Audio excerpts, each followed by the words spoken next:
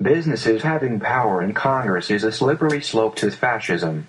Fascist regimes tend to make constant use of patriotic mottos, slogans, symbols, songs, and other paraphernalia. Flags are seen everywhere, as are flag symbols on clothing and in public displays. When this is used in order to guilt people or to manipulate them into agreeing with the government and not thinking for ourselves, this is when fascism begins to win and control us. Because of fear of enemies and the need for security, the people in fascist regimes are persuaded that human rights can be ignored in certain cases because of need. The people tend to look the other way or even approve of torture, summary executions, assassinations, long incarcerations of prisoners.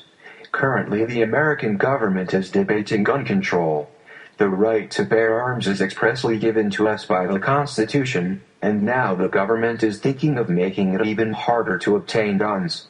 The Founding Fathers gave us this right so that, if need be, we would be armed and ready for another revolution. Even Thomas Jefferson said, "Every generation needs a new revolution." This does not always mean a violent revolution. However, if one was necessary, soon we will not have the ability to start it. We also are in threat with freedom of speech. You now have to pay to hold a protest on public streets or in front of state houses, and they can deny your protest request, as they call it. We are constantly censored on television, which is a small violation of free speech, but a violation nonetheless, and when one small violation occurs, the door is open for more violations to occur, and they have. The people are rallied into a unifying patriotic frenzy over the need to eliminate so-called common threats or foes, racial, ethnic or religious minorities, liberals, communists, socialists, terrorists. When the government labels certain individuals or groups as such, the establishment turns America against them based on false statements about the group or individual. When the government does, it makes it much simpler for them to control the people they govern. Even when there are widespread domestic problems, the military is given a disproportionate amount of government funding, and the domestic agenda is neglected. Soldiers in military service are then glamorized so that the people of America will have no thoughts of speaking out against what is being done by the military in their name. The governments of fascist and communist nations tend to be exclusively male-dominated. Under fascist regimes, traditional gender roles are made more rigid. Divorce, abortion, and homosexuality are suppressed, and the state is represented as the ultimate guardian of the family institution. America has yet to allow homosexuals to marry each other, even though it is unconstitutional to deny someone the right to marry whomever that person chooses. The gender roles pushed by mainstream American media is outright indoctrination and must be stopped. Sometimes the media is directly controlled by the government, but in other cases, the media is indirectly controlled by government regulation or sympathetic media spokespeople and executives. Censorship, especially in wartime, is very common. Fox is a great example of right-wing controlled media with people like Glenn Beck and Bill O'Reilly. Government control of media is shown on the left side as well, with people like Wolf Blitzer and Anderson Cooper. Fear is used as a motivational tool by the government over the masses. The American government fearmongers all the time.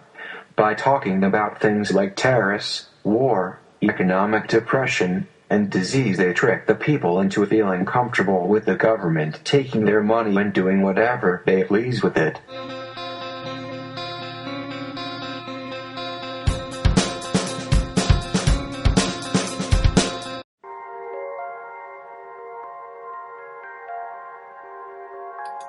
Governments in fascist nations tend to use the most common religion in the nation as a tool to manipulate public opinion. Religious rhetoric and terminology is common from government leaders, even when the major tenets of the religion are diametrically opposed to the government's policies or actions. This even is so obvious in America that no greater detail needs to be added. The people in power have used Christian beliefs to justify why certain things should be illegal, and to fearmonger which is ignorant. To have legitimate reasoning for something to be illegal or legal, there must be actually legal and political reasoning behind it. The greatest example being gay marriage. There is absolutely no reasoning for it to be illegal in America. This is one example, however there are many more that are also obvious. The industrial and business aristocracy of a fascist nation often are the ones who put the government leaders into power, creating a mutually beneficial business-government relationship and power elite. Wall Street owns the American government, not Main Street like it should be. This is obvious through many politicians and the government programs.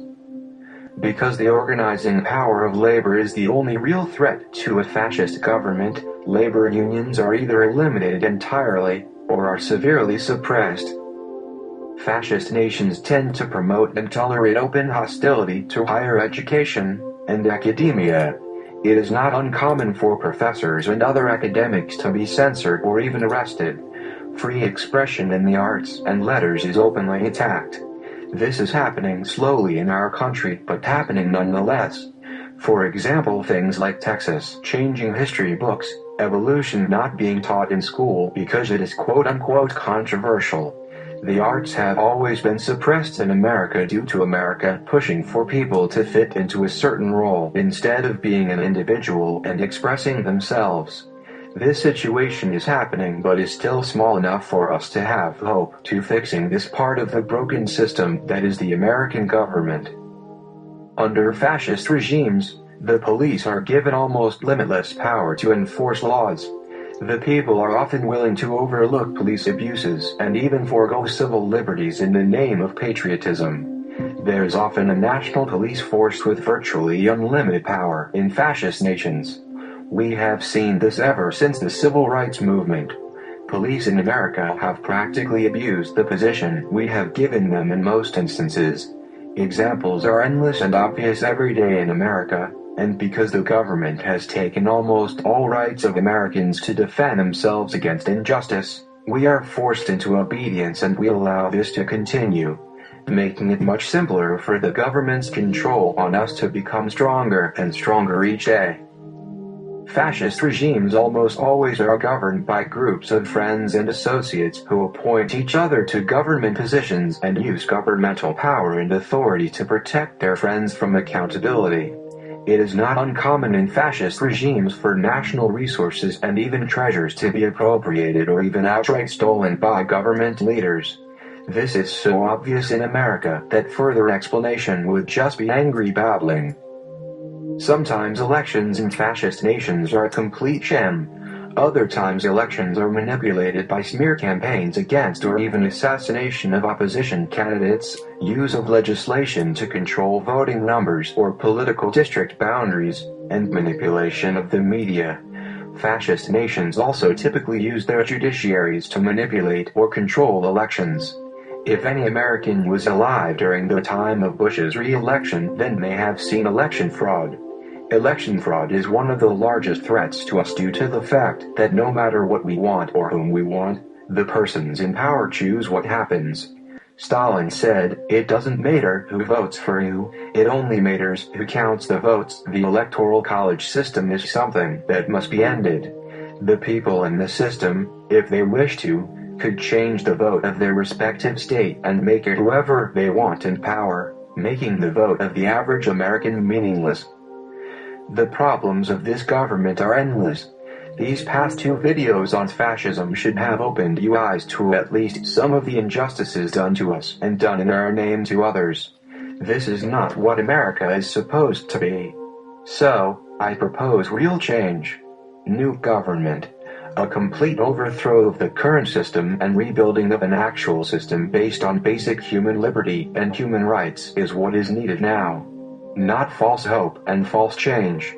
No torture, no stealing, no lies, and no injustices, the actual American dream. This is the whole point of America's existence, and the government needs to be reminded of that, and so do the people of this country. Join us in this war to fix our country. We will no longer put ourselves into the hands of corrupt leadership. The only verdict is vengeance, a vendetta, held as a votive, not in vain, For the value and veracity of such shall one day vindicate the vigilant and the virtuous. Change now, or we will do it for you by any means necessary.